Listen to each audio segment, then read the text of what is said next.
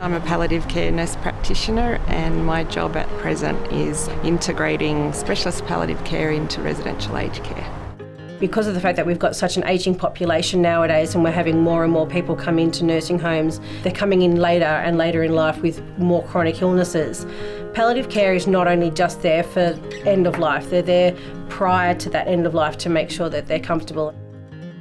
Part of our model is running palliative care needs rounds, and that's a monthly education session. We teach the staff to identify residents who are at the greatest risk of dying, and that without a plan in place. The palliative care needs rounds enable us to really novelly and creatively find out what these needs are and respond to them in a way which is light touch but high impact.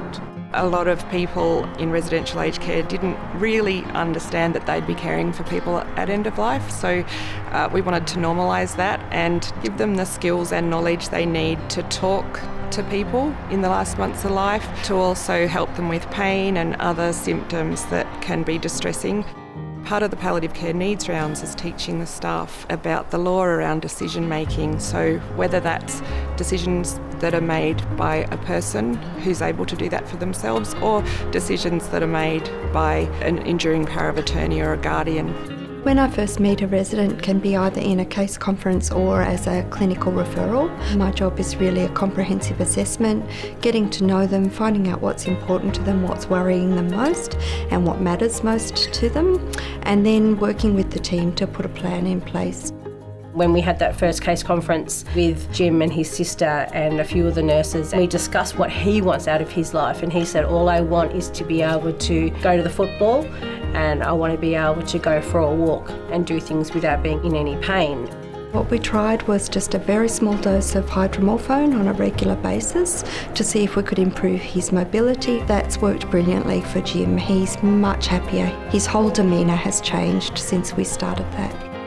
He is a lot more relaxed, and I think a lot more accepting of the pain relief. He can go about and even get out for a walk, and do that and not have to suffer so much when he comes back, because he does want to be active. We're really discovering more and more the potential benefits of this kind of care and the kind of impact that nurse practitioners can have. And having nurse practitioners involved in palliative care, in aged care facilities, but also in other parts of our healthcare provision, is an important part of the solutions that we're determining. After the person has passed away and the family are ready for the body to leave, all of the staff in the building form a guard of honour down at the front in the hallway. We all go outside, so we all get a chance to say goodbye to that person. That's our way of saying thank you for being with us and goodbye. You come in the front door, you go out the front door. It's a sign of respect for that person. You just give them the chance to go nicely.